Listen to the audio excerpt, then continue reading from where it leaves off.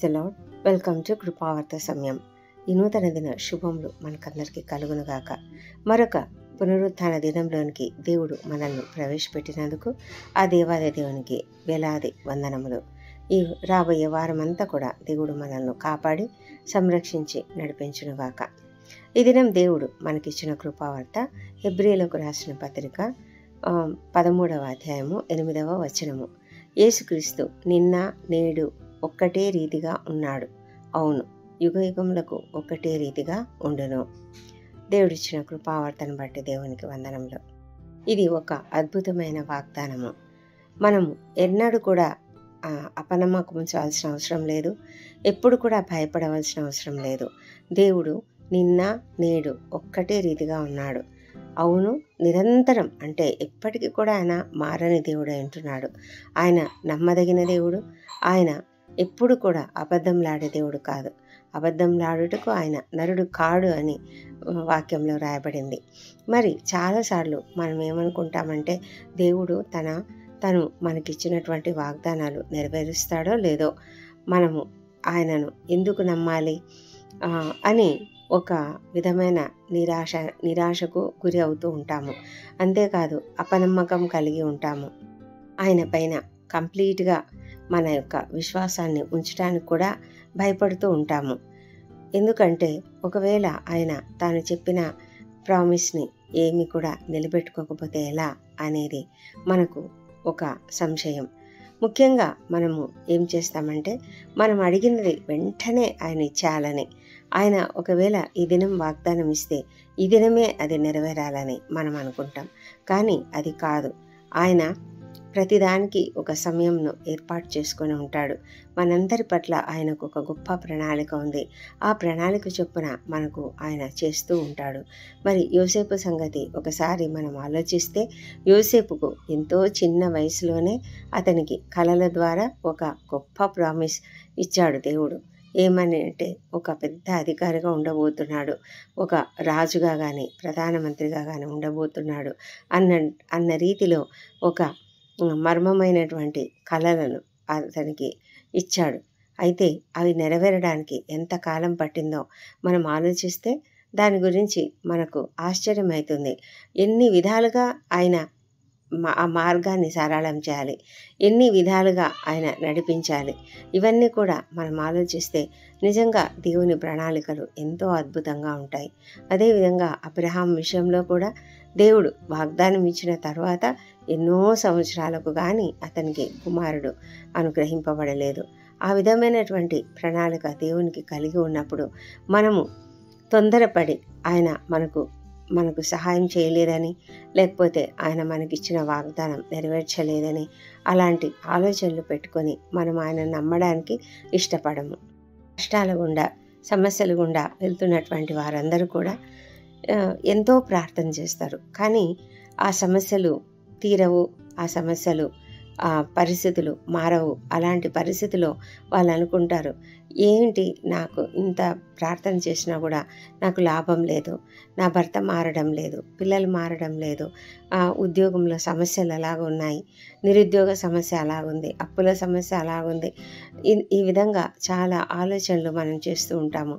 నిజంగా ఆయన నాకు తండ్రేనా, ఈయన నాకు పరలోకపు తండ్రేనా అని మనము అపనమ్మకంగా ఆలోచిస్తూ ఉంటాము. అయితే మనము ప్రతి ఒక్కరు కూడా ఇలాంటి పరిస్థితుల గుండా వెళ్తూ ఉంటారు. కానీ మనము మన యొక్క నమ్మకము అటు ఇటు వెళ్ళినప్పుడు, దేవుని పట్ల మనకున్నటువంటి నమ్మకము అటు ఇటు కదిలినప్పుడు, ఊగిసలాడుతూ ఉన్నప్పుడు మనము ఒకటి గుర్తుంచుకోవాలి. ఎందుకంటే ఆయన ఎప్పుడూ ఒకటే రీతిగా ఉన్నాడు అన్న విషయాన్ని మనం జ్ఞాపకం చేసుకోవాలి. ఆయన ఎప్పుడూ ఒకటే రీతిగా ఉన్నాడు. ఆయన నమ్మదగినటువంటి దేవుడు.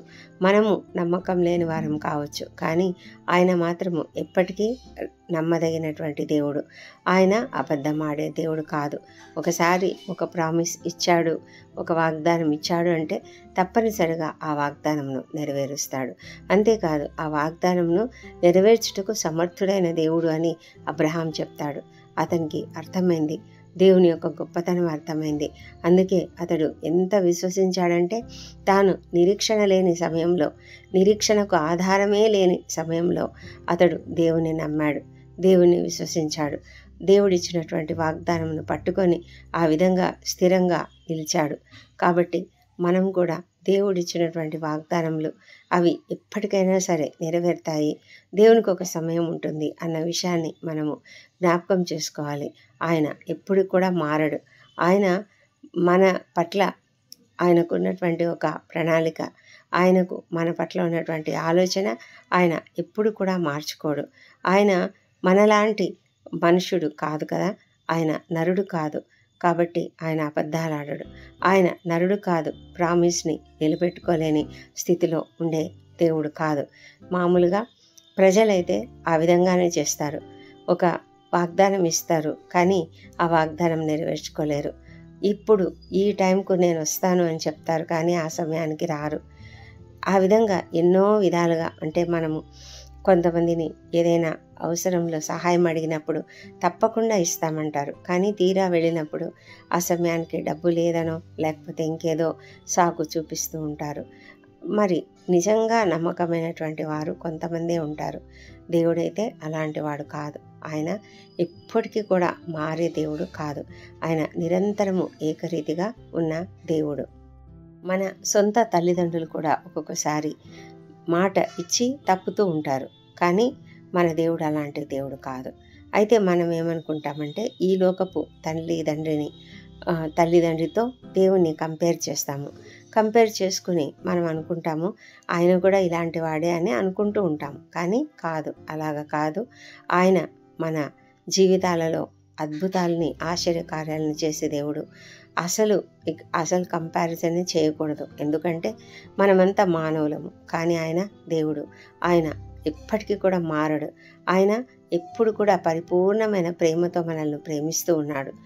ఎట్లా అంటే మనిషి ఒకవేళ సొంత తల్లిదండ్రులు కూడా ఒకవేళ ప్రేమించలేకపోవచ్చు, కానీ ఆయన మాత్రం ఎప్పటికీ మనల్ని ప్రేమిస్తూ ఉంటాడు.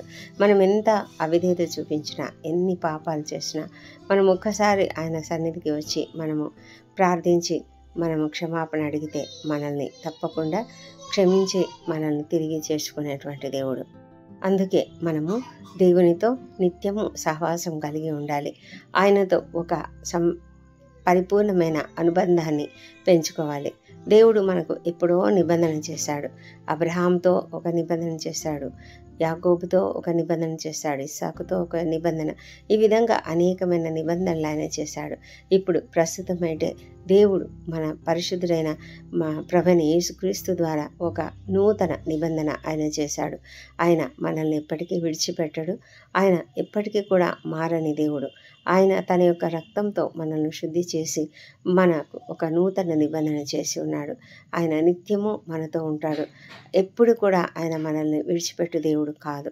మనము ఒకవేళ చాలా స్ట్రగుల్ అవుతూ ఉంటే, మన జీవితాలలో మనము చాలా స్ట్రగుల్ అవుతూ ఉన్నట్లయితే, దేవుడు మనల్ని వదిలిపెట్టాడేమో అనే అనుమానం మనకున్నట్లయితే, లేదు, అలాంటి అనుమానము ఉండకుండా మనము దేవుని సన్నిధిలో నిత్యము ఆయనతో అనుబంధం కలిగి, ఆయన వాక్యం చదువుతూ ధ్యానిస్తూ ఆయనతో ప్రార్థనలో గడుపుతూ ఉన్నట్లయితే మనము ఆయన యొక్క నిబంధనను అనుభవించగలం, ఆయన ప్రేమను అనుభవించగలము. మనలో ఉన్నటువంటి భయాన్ని మనం పోగొట్టుకోగలము. అంతేకాదు, ఆయన నిజమైన దేవుడు, సత్యదేవుడు. అంతేకాదు, వాక్యమే సత్యము. ఆ సత్యంను మనము గ్రహించడానికి పరిశుద్ధాత్ముడు మనలో ఉన్నాడు. మనల్ని సర్వసత్యంలోనికి నడిపించే ఆ పరిశుద్ధాత్ముని ద్వారా మనం అనేక విషయాలు తెలుసుకొని దేవుని పైన విశ్వాసం ఉంచి దేవుని పైన ఆధారపడి ఉండగలము. ఆ విధమైనటువంటి అనుబంధము దేవునితో మనం కలిగి ఉండాలని ప్రార్థన చేద్దాం. నిత్యము ఆయనతో సహవాసం చేద్దాం. దేవుడి కృపావర్తను దీవించునుగాక. సర్వోన్నతమైన దేవ, మహోన్నతమైన మా తండ్రి, కృపగలిగిన దేవ, నీకు వందనములు, స్తోత్రములు తండ్రి. అవును ప్రభా, నీవెన్నటికీ మారని దేవుడవు తండ్రి. నీవు అబద్ధమాడుటకు నరుడవు కావు తండ్రి. మాకు మీరు ఇచ్చినటువంటి ప్రతి వాగ్దానంలో నెరవేర్చడానికి ఒక సమయంను మీరు ఏర్పాటు చేసుకొని ఉన్నారు కనుక ఆ సమయాన్ని తగినట్లుగా మీరు మాకు జవాబిచ్చే దేవుడై ఉంటున్నారు. మా సమస్యలు పరిష్కరించే దేవుడై ఉంటున్నారు.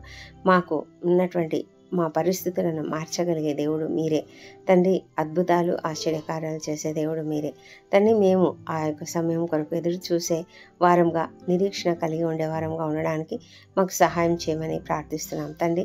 విశ్వాసం కలిగి ఉండడానికి సహాయం చేయండి. అవును తండ్రి, నీవు ఇచ్చిన వాగ్దానం నెరవేరుతుంది, తప్పకుండా నెరవేరుతుంది. ఆ జ్ఞానం మేము కలిగి తండ్రి, ఆ నిరీక్షణతో మేము ముందుకు కొనసాగడానికి అబ్రహాము, యాకోబు, ఇస్సాకు, యాకోబులు వీరందరూ కూడా ఏ విధంగా అయితే నిరీక్షణతో జీవించారో అదేవిధంగా ప్రభా మేము కూడా నిరీక్షణ కలిగి ఉండడానికి సహాయం చేయమని ప్రార్థిస్తున్నాం. నీవు మాతో చేసిన నూతన నిబంధనను బట్టి నీ వందనములు. మా కొరకు రక్తం చిందించావు, మా కొరకు నీ శరీరమును నలగొట్టుకున్నావు తండ్రి. దేవా, మా కొరకు మరణించావు, తిరిగి పునరుత్థానుడవై లేచావు తండ్రి. అందుని బట్టి నీకు స్తోత్రం చెల్లించుకుంటూ తండ్రి, నీ పైన మేము ఆధారపడి ఉన్నాము. నీ పట్ల ఎప్పటికీ కూడా మా విశ్వాసం తొలగిపోకుండా మేము నిజమైన విశ్వాసంతో, స్థిరమైన విశ్వాసంతో ఉండగలగడానికి సహాయం చేయండి. ఒక లంగర్ వలె మా విశ్వాసం ఉండడానికి సహాయం చేయండి తండ్రి. మా జీవితాలలో అద్భుతములు చేయండి, మా పరిస్థితులు మార్చండి, మాకున్న ప్రతి సమస్యను తొలగించమని ప్రార్థిస్తున్నాం ప్రభా. నీవు తగిన సమయంలో, తగిన కాలంలో సమస్తం చేస్తావని మేము నమ్ముతూ నీకు స్తోత్రం చెల్లించుకుంటున్నాము. మా తండ్రి దేవా, ఈ దినమంతా మాకు తోడుగా ఉండండి తండ్రి. ప్రభా, మా అపరాధములను క్షమించండి. ఇతరులు మాడలా చేసిన అపరాధములను మేము కూడా క్షమిస్తున్నాము. ఈ పునరుత్థాన దినంలో అందరూ తండ్రి కుటుంబాలతో చేరి నిన్ను స్తుతిస్తున్నారు, నిన్ను ఆరాధిస్తున్నారు. అందుని బట్టి నీకు వేల స్తోత్రములు. ఆ ఆరాధనను బట్టి నాయన నీకు వందనాలు తండ్రి. ప్రభా, మేము నీతో ఎంతో సత్సంబంధం కలిగి, అనుబంధం కలిగి తండ్రి, నిత్యము సహవాసం కలిగి మేము నీతో మాట్లాడగలిగే స్థితిలోకి మేము ఉండడానికి సహాయం చేయండి ప్రభా. ప్రపంచమంతటా నీ సన్నిధిలో ఆరాధనలు జరుగుతుండగా నేను ప్రతి చోట మీరుండమని ప్రార్థిస్తున్నాము. నీ పరిశుద్ధ దూతలను తండ్రి ప్రతి చోట ఉంచమని వేడుకొంచున్నాం ప్రభా. మా ఆరాధనలు నీకు అనుకూలంగాను, నీకు అంగీకారములుగాను ఉండడానికి సహాయం చేయండి మా తండ్రి ప్రభా. సేవకులను అందరినీ ఆశీర్వదించండి, వారిని మీ నోటి బూరగా వాడుకొనమని ప్రార్థిస్తున్నాము. నీ వాక్యం ద్వారా అనేకులు విశ్వసించినట్లుగా సహాయం చేయండి తండ్రి ప్రభా. అవును తండ్రి, వినటం వలన విశ్వాసం కలుగును. అయితే ఎంతోమంది తండ్రి వినడం లేదు ప్రభా, అంగీకరించలేకుండా తండ్రి వారి హృదయాలు మూసుకొని పోయాయి ప్రభా. తండ్రి వారి మనోనేత్రాలు వెలిగింపబడినట్లుగా, వారి హృదయములు తండ్రి తెరవబడినట్లుగా ప్రభా గ్రహించగలిగే హృదయాన్ని వారికి అనుగ్రహించమని ప్రార్థిస్తున్నాం ప్రభా. తండ్రి మీ యొక్క మాటలు వారి చెవులకు చొచ్చునట్లుగా, వారి హృదయాలకు అంగీకారములుగా ఉండునట్లుగా, ఉండునట్లుగా సహాయం చేయండి ప్రభా. నిన్ను అంగీకరించాలని ప్రతి హృదయాన్ని కూడా నీ వైపునకు త్రిప్పమని ప్రార్థిస్తున్నాము తండ్రి. నన్ను ఆకర్షిస్తేనే తప్ప ఎవరు కూడా నా యొద్దకు రాలేరు అని ప్రభువైన యేసు చెప్పాడు తండ్రి. ఆ విధంగా ప్రభా తండ్రి ప్రతి ఒక్కరిని ఆకర్షించుకునమని ప్రార్థిస్తున్నాము మా తండ్రి దేవ. సేవలో, పరిచర్యలో సహాయపడుతున్నటువంటి ప్రతి ఒక్కరిని కూడా దీవించమని వేడుకొంచున్నాము. ముఖ్యంగా ప్రభా పల్లెల్లోనూ, అనానుకూల పరిస్థితులలోనూ ఎవరెవరైతే నీ సేవను జరిగిస్తున్నారో అక్కడంతా మీరుండమని ప్రార్థిస్తున్నాం ప్రభా. సహాయం చేయండి తండ్రి ప్రభా. ఎన్నో బాధలతోనూ, వ్యధలతోనూ, వేదనలతోనూ, సమస్యలతోనూ నీ సన్నిధికి వచ్చి వారి హృదయం కుమ్మరించుకుంటున్న ప్రతి ఒక్కరిని కూడా మీరు ఆశీర్వదించండి. వారి సమస్యలన్నింటినీ తీర్చమని ప్రార్థిస్తున్నాం ప్రభా. అప్పుల సమస్యలు, ఆర్థిక ఇబ్బందులు, వాటిని అన్నిటి నుంచి ప్రతి ఒక్కరికి విడుదల అనుగ్రహించండి.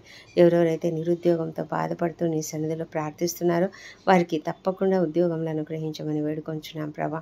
ఎవరెవరైతే తండ్రి వివాహ ప్రయత్నం చేస్తున్నారో వారికి సఫలత అనుగ్రహించండి మా తండ్రి దేవ. నీ యందు భయభక్తులు, విశ్వాసములు కలిగి ప్రతి ఒక్కరు కూడా జీవించడానికి సహాయం చేయమని ప్రార్థిస్తున్నాము. విద్యార్థులను దీవించి వారందరూ కూడా చక్కటి ఉన్నత స్థానంకు వెళ్ళడానికి, ముఖ్యంగా ప్రభా మంచి జ్ఞానం ఇచ్చి నూతన తరగతులలో, నూతన కోర్సులలో చేరిన ప్రతి ఒక్కరిని కూడా మీరు ఆశీర్వదించమని ప్రార్థిస్తున్నాము. మా ప్రభా సంతానం కొరకు ప్రార్థిస్తున్న ప్రతి ఒక్కరిని దీవించి ప్రభా వారిలో నీ యొక్క పునరుత్థాన శక్తిని ప్రవేశపెట్టండి. వారిని మీరు దర్శించండి తండ్రి. వారికి మంచి చక్కటి సంతానం అనుగ్రహించమని ప్రార్థిస్తున్నాము. గర్భిణీ స్త్రీలను ఆశీర్వదించండి. వారికి అందరికీ సుఖమైన ప్రసవం అనుగ్రహించండి.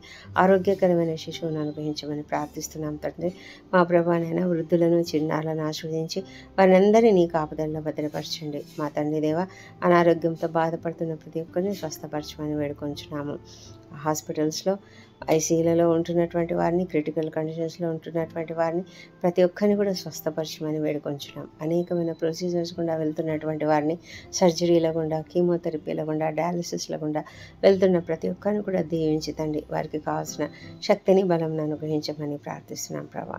మా తండ్రి ఎన్నో వేదనలు, ఎన్నో ఇబ్బందులు, ఎన్నో కష్టములు, ఆర్థిక ఇబ్బందులు, అనాదరణకు గురైనటువంటి వృద్ధులు, చిన్నారులు తండ్రి, ఇంకా మరి అనేక మంది తండ్రి ఎంతో శ్రమలు అనుభవిస్తున్నటువంటి వారు ప్రతి ఒక్కరిని కూడా మీరు కాపాడమని ప్రార్థిస్తున్నాము. మీ కాపుదలలో వారిని భద్రంగా కాపాడం తండ్రి. మా తండ్రి దేవ, ప్రపంచమంతటా కూడా నీ యొక్క శాంతి సమాధానం అనుగ్రహించండి. ముఖ్యంగా ప్రభా ఇశ్రాయేల్ దేశంలో జ్ఞాపకం చేసుకొని అక్కడ ఉన్న పరిస్థితులను సరిచేయమని వేడుకొంచున్నాం. మీరు ఇన్వాల్వ్ కమ్మని ప్రార్థిస్తున్నాం ప్రభా. మా తండ్రి యెరూషలేమును దీవించండి. వారి నగరంలో క్షేమమును, వారి ప్రాకారములలో నెమ్మదిని దయచేయమని వేడుకొంచున్నాం తండ్రి.